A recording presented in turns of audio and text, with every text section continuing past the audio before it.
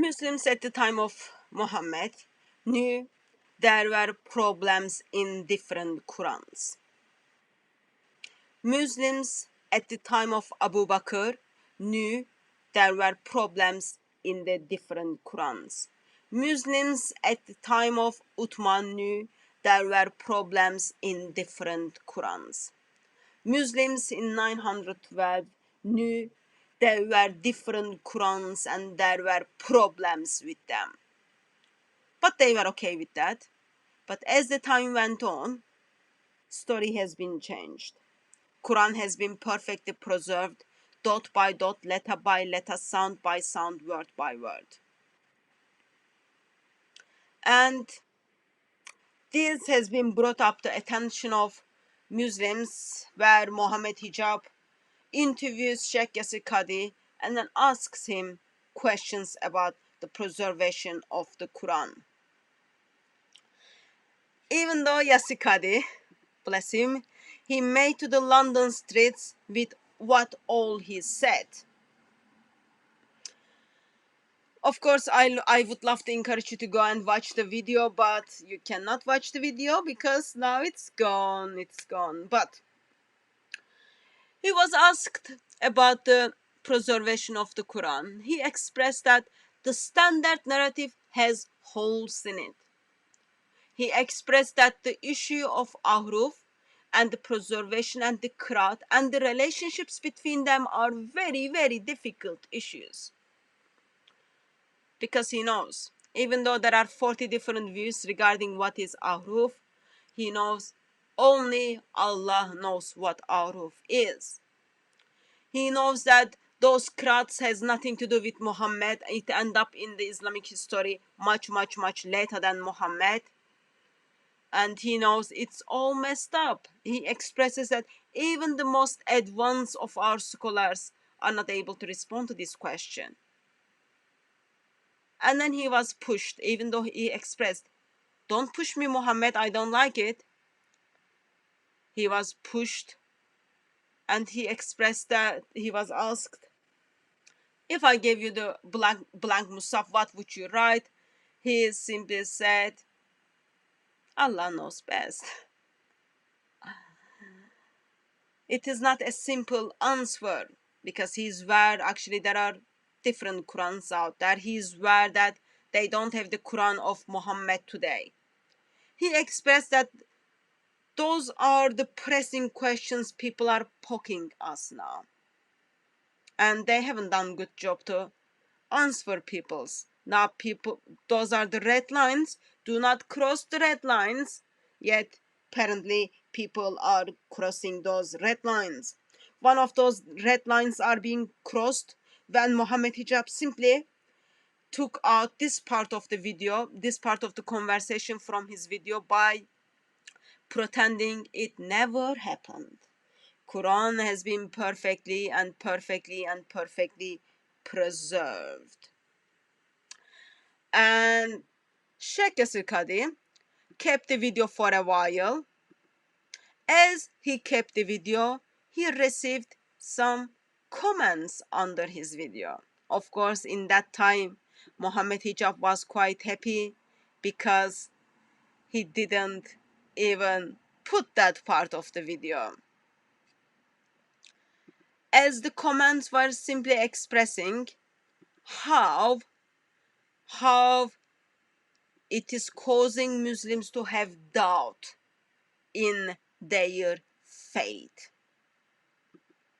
As the comments were causing problems in Ummah, what happened was, miracle happens, of course. Yasir Qadhi simply hides the comment part of comments from his YouTube channel. That means you cannot see the comments.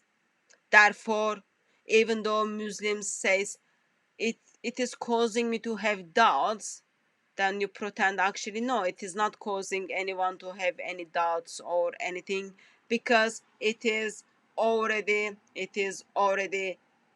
caused people to have doubts. Therefore, all you do is you just pretend it never happened. First comments are being removed because they expressed the doubt in the faith of people, and then time went on, whole video is been taken out. And we've been asking Muslim missionaries at Speakers Corner regarding this, simply taking a blank mushaf and ask Muslims to write something down. You get bullied, mocked, made fun of, and they simply run away. So, it's not that I have doubts. I am confident that Quran has not been preserved. Historical account and traditional account tells us. Muhammad confirms us. Abu Bakr confirms us. Ubay bin Ka'b confirms. Ibn Masud confirms. Uthman confirms. Aisha confirms. Quran has not been perfectly preserved. Tradition and history tells me, and I'm very confident. I've got like zero doubt. I've got zero doubt on that. But Muslims are expressing their doubts. Muslims are expressing their doubts regarding preservation of the Quran. And Muslim missionaries are making videos after videos, videos after videos to simply handle the doubts. Apparently, no one was able to give any proper answer to what are those different Arabic Qurans, what is this ahruf, what is this mess in the Quran, what kind of hole is this, black hole, Swiss cheese hole. Even you can make that as a fun, but Muslim missionaries after Muslim missionaries try to kind of justify what's happening, and finally, Mohammed Hijab decides to justify the doubts and talks about the interview which he made caused people to have doubts, and he simply answers their doubts. Yes, that's fine. But then you have Muslims say, I've got doubts, I don't know, and this can't be quiet. Have some guts, be a man. Stop being the slave of the Orientalists. Come on, it's an inferiority complex. Why, man? This is embarrassment. Wallahi, some people have been calling me and giving me some emails. Brother, I have doubts. What doubts, man? What embarrassment is that? Why you have doubts? Why? Why you have doubts? It's an embarrassment. You have doubts because you heard the standard narrative has holes in it. You heard that your mom, your father, your friends, your brothers, your imams, your sheikhs, and even your Muslim missionaries are lying to you. Is that causing you doubt? If that is the case, be quiet. That is the answer. That is the answer. After months, a Muslim missionary who is responding, and this is the guy apparently, who took that part of the conversation out of his channel. And now he's telling people, I am quiet. I took that part out. I am pretending it never happened. Please follow my advice. Be quiet. Be quiet. I find it is amazing. He doesn't stop there. He calls people who he calls to have doubt, calls them fools. What's the problem? I don't understand. Why you have doubts? What kind of man are you anyway? Huh? What kind of woman are you? What kind of Muslim are you? What kind of Muslim are you? Let's be honest about the situation. Putting doubts in that one's heart and that one's mind and this one's soul. Be quiet, man. This is all in our tradition. Don't have doubts, brother. I've been getting emails and text message and this and that after the podcast. What I was yesterday? Why? Why? Oh, holes in it. He means holes in it. He doesn't mean holes. He wouldn't mean holes in this narrative. He wouldn't mean holes in this narrative. When he said the standard narrative has holes in it, he wouldn't mean holes. Of course, he had the opportunity to just explain it. But what he did was took the video down. And what kind of Muslim you are having a doubt? You could be like me. I asked the question. I have zero doubt. Why? Because I took that part of the conversation out of the video. I didn't want you to know because I knew it will cause you doubt. And I know it is causing me doubt. What I do is I take the part out and we pretend nothing happened. What kind of Muslim are you? You are having a doubt. Why would you have a doubt? While Ubay bin Ka'b had a doubt. Why would you have a doubt while your Muslim sheikhs are having a doubt? Why would you have a doubt while Muhammad himself doubted? Why? Are you much better than? You should be much better. You should be much better. You cannot have any doubts. Look, I took the video down.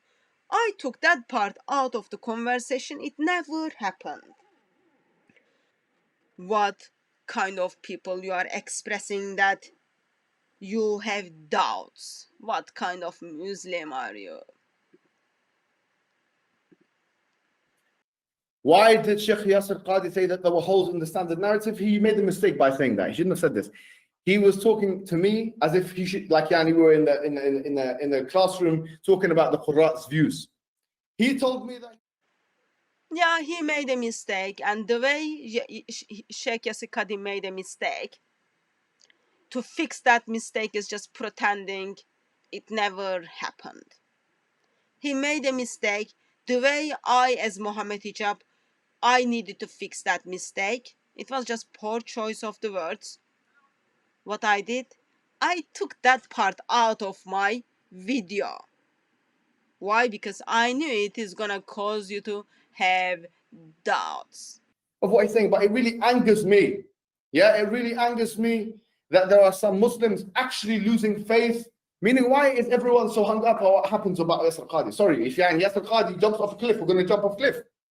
If Yasir Qadhi commits suicide, we're going to commit suicide. If Yasir Qadhi, he did this, we're going to do that with him. And if Yasir Qadhi become apostate, we're going to become apostates. There are big scholars that became disbelievers, ex-Muslims and apostates. Does that mean when those become ex-Muslims and apostates that we're going to religious switching is a part of human life? I'm not saying Yasir Qadhi is going to fit into that. But what I'm saying is, why are people so hung up, Yani, with all due respect, about what people think? Yani, so what Yasir Qadhi said, there's holes in the standard narrative. That's all I'm going to say. That's what he said. If you bring something else, what he said in his emails, and this is not my business, what he said in his emails, and what he meant is decontextualized. I'm sorry, I can't comment on that. But that's that, Yani. Khalas. You stop being like obsessed celebrity, obsessive personalities. With all due respect. Who cares what Yasir Qadhi said? Why he cares so much? Why? Why? Doesn't matter what he said, to be honest, with all due respect. It angers Muslim missionaries as people email in to tell them they are losing their faith, they are expressing their doubts. It angers Muslim missionaries. After Yasir Qadhi has been thrown under the bus with his statements,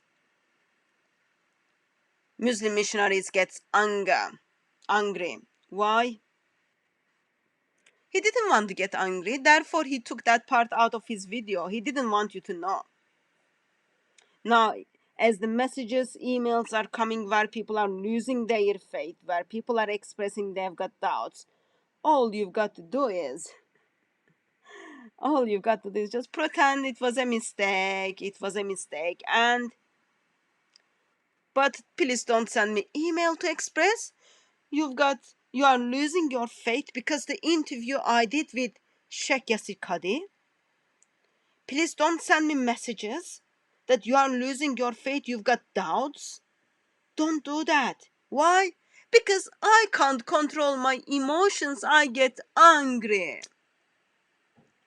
I didn't want to get angry. Because of that, I took the video down, half of the video down, and I pretend that interview never happened. I'm trying to now fix it, but I cannot fix it because people are losing their faith. Why? The standard narrative has holes in it. At the time of Muhammad, people had a problem with Quran, with Islam. At the time of Abu Bakr, at the time of Umar, at the time of Uthman, in 10th century. And people choose to walk away from.